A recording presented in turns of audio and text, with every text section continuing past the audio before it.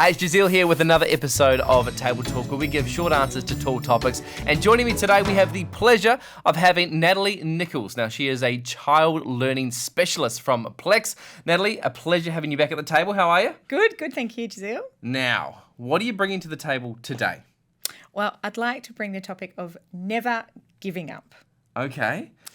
and exploring the area of what we call learned helplessness. Learned helplessness. Okay, I don't know whether this is a good example, but I gave up on learning the guitar. Yeah. And the reason being, I feel like my fingers are too fat. Oh, right. So, I mean, I would love to try and navigate this conversation with that in mind. Yes. What is learned helplessness? Okay, so it's when we try something repeatedly. So, for example, would be the guitar. Great, I've walked into it. So it could be guitar, it could be cooking. You know, we might get to a point where we feel like we just can't cook, or we can't do exercise, or for kids, I just can't read, I can't write, particularly when they're a little bit older and things like that. And then they give up. Right, and they feel that it's as a result of them putting in so much effort, they're just not able to do it. Okay, so what does it mean for a kid who's doing this? Is it like you can do it in one area but not in others? Is this something that if you have learned helplessness in one area, then you're prone to having it in a lot of other areas? Yeah, so learned helplessness basically occurs as a result of repeated challenges to do with something. Right, okay. And so as a result, the person then feels that they can put a lot of effort in or all the effort, but it doesn't change the outcome. They also feel then that it's a result of their lack of their abilities and therefore there's no improvement in their outcome. So they then give up and then they feel that it's a result of just fate. Right, okay. So they kind of throw their hands up and go, you know, that's just it. And commonly this is also associated with children with learning difficulties. Okay. Where they have had repeated challenges over the years and therefore they haven't had successes that they would have liked to have got, and therefore they believe then that they're unable to get somewhere, therefore they give up. Right, okay. So how does this impact a child's learning at school? Okay, so if a child is obviously experiencing those repeated failures, particularly if we've got a child who's a little bit older, right, when they start to get to year 3, year 4, they've had many years of schooling already, and then they obviously won't feel that they're going to try. Okay. They may not be putting in any effort. They may lack that motivation. So that's one of the big things I hear from parents, my kid's not motivated. Right, or okay. They won't try anymore. Another example is where I had a child come in for an assessment once, and I give them a book that I think that I believe they might be able to read at that level, and automatically this particular child looked at the book and just said, I can't read it. Right, okay. But then after I changed the approach and then had a look at it from a different another way, they were able to read it. Right. But it was more the self-belief that actually I can't read that because it was presented to me in that particular way too. So you said you changed the approach. There'll be parents right now that are going, okay, yeah, my son, my daughter does this. What approach did you take that second time? Yeah. So commonly we may have a trigger of, can you please read this, right? So the words of anything to do with reading, I can't do that. Or anything to do with writing, I'm not even going to. Like they might just constantly, and parents will probably relate to this, where they may just write really quickly just to get it out the way. Yeah. Or I'm going to write 3 lines just because you asked me to, and then that's it, not doing any more, you know.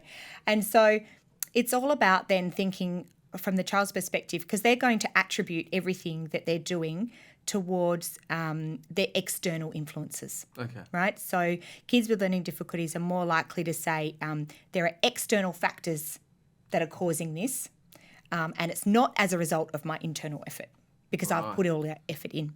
So what do we do in that situation? Yeah, so this is the challenging bit. So whereas the research has shown then kids who don't necessarily show those challenges or are not showing learning difficulties, they will attribute success to do with internal effort, right, okay, as well as external factors. Right. Okay, and so that's when the difference lies, that we need to be having a look at what else could we be looking at too. They also lack that self-awareness to be able to look at that situation. Now, this is also commonly associated with many, many years, not necessarily just schooling, but many years of challenges. Right, okay. So commonly they may have had challenges from early on. If you really have a look back, maybe there were some challenges through the birthing process. Really? All the way Right back. the way back there? Yeah, right the way Wow. back. We know now that children's development starts from very, very early on. They may have had challenges with the first 12 months in just general areas of development. There may have then been from there may have been delay in language development too. Wow. And these expectations then that have been, I suppose, put on children at that particular time, they should be achieving X, Y, and Z, and therefore not able to do them, or there hasn't been the support or the strategies that have been provided for them to be able to achieve success. Right, okay. And therefore, it's what I call, I suppose, that subconscious thing where they just choose to give up. Wow, I can't believe it dates back to the early days, like birth. It can That definitely. seems incredible. Yeah. So a lot Okay. a lot of children I work with, that's where we look at what really happened in those early developmental years too. And I think as parents as well, we forget that if a child was, for example, born prematurely, they've already had challenges along the way with feeding or even crawling, walking, just those challenges there. They've really had a battle from day one. Yeah. And they've had it so much harder than maybe someone who didn't potentially have those challenges. And they're out of our reach too. You know, there wasn't something we were able to do to be able to change any of that. And so by having a look at it from a different perspective can help us to understand that being their parent to be able to support and be there to be able to provide the strategies, but to be able to help them to feel more hopeful and less helpless, I suppose. Okay, so then how do we do that? Do you have some tips for us when you've found and you've definitely gone, yep, that's definitely learned helplessness? Yes. What's some tips for parents out there to help? Yeah, okay. So number one, the very first thing is to make sure that we as parents are being the best example. Okay. It's very common for us to also feel learned helplessness too. Okay, so I've got to pick up the guitar again. Yeah. Yeah. Great. Be a good example. That's right. Be the good example. You know, it's nothing to do with my fingers. There are ways I can do this. There are ways I can do this, right? Okay, yep. Number one, Yeah. be a good example. Be a good example. And then you can also show your child that, you know, there are certain things that, yes, they might find challenging, but what are ways that they might be able to battle through that too? So taking away the fixed mindset of I can't to how can I? Yeah, okay. So within our program that I run, I have a really strong, I suppose, philosophy, or we talk to the parents a lot about, we don't say our children can't do that or our child won't do that. We say, well, how can we get your child to do that? How can we move to where you would like them to be, or how can we get them to that next stage? So it's all about looking forward. Where is that hope?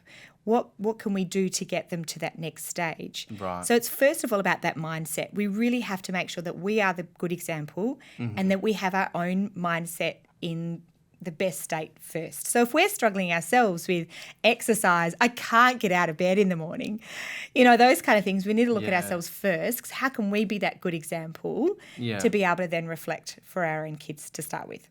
I love that. Be a good example. Be a good example. Set Yeah. the right mindset. Yeah. It's not can't. We can do this. We How can we do this? How can we do this is the most important thing. Yeah. Number 3? Yeah.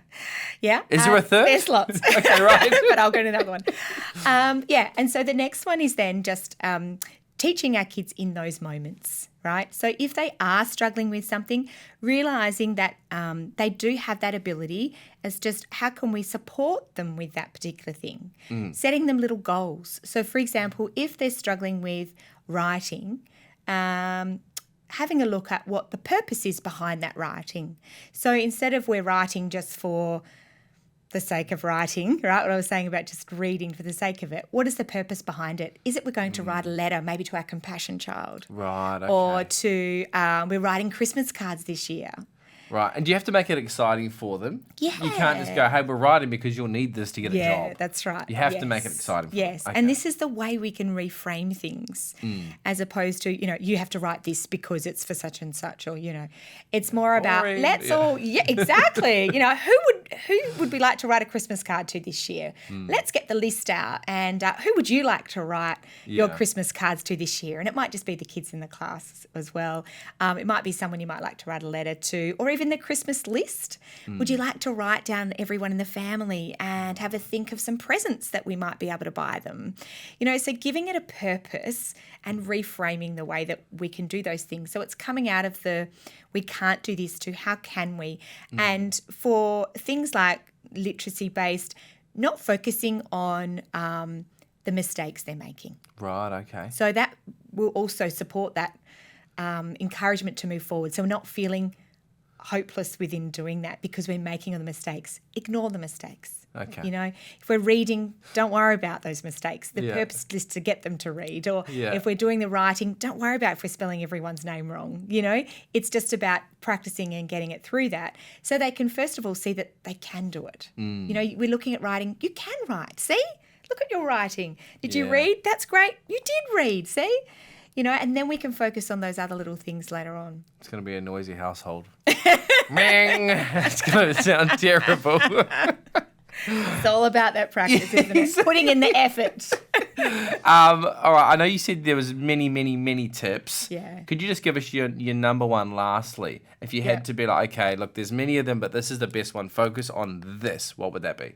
And it can be one that you've already mentioned. Yeah. Okay. So it's all about just having a look at making sure that we're focusing on our internal effort and explaining to children that we're not born with, and I think I've talked about this in one of the other podcasts too, or the other table talks, we're not born just the way we are. And I think it's really important that kids and adults know that once we put a growth mindset into it, we understand that we're not born with just that intelligence. Yeah. We can grow our intelligence. And so once kids realise that, I don't have to feel helpless in doing this because I know my brain can change now. That's cool. I have control over that. And it's the amount of effort that I put in, right? Yeah. And it's okay to fail. Feeling okay to fail is one of the big things. Failure is just me learning something else. Failure is as a result of my brain going, oh, that wasn't the right thing, but we can do another one. And let's keep going with that. And so knowing that we don't give up at failure, but we know we can push through. It's like riding a bike, right? We fall off a billion times, you got to keep going, But once we give up on it, we're not going to be able to ride a bike anymore, are we? Exactly. So you've got to think, what do we want to get to? And then how much effort we're going to be putting into that, and continuous positive praise from the parents. It's all the kids want. Yeah, right. Praise of the effort. Remembering we praise effort, not outcome. Yeah. I love how you tried so hard to write such and such. I love how you kept trying to ride that bike even though you fell off. That real constant support, praise, knowing that we can change our brains and grow our brains. Yeah, even as an adult listening Even right as now, an adult. I'm like, yeah, you're going right. to be playing the guitar very soon. Here's hoping. My guest today, it is Natalie Nicholls, child learning specialist from PLECS. If you enjoyed this episode, look, there's plenty more to enjoy. So don't forget to like and subscribe. Natalie, thank you so much. Thanks so much for having me.